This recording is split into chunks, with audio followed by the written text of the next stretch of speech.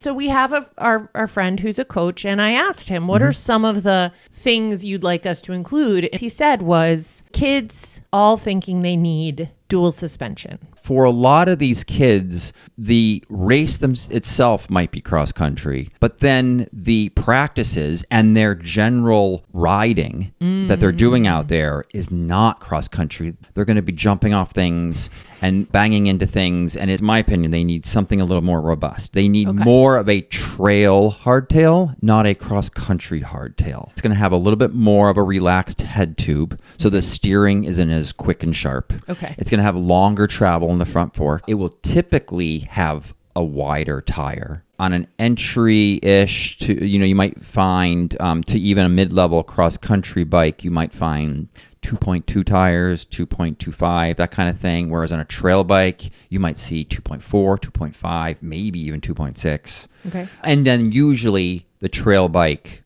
would come with a dropper, but it might not at the very first price points. Okay. This is a bike that the kid's going to be able to bang around more, jump off things easier and better without breaking. Very bouncy. And you say, well, what's the compromise there?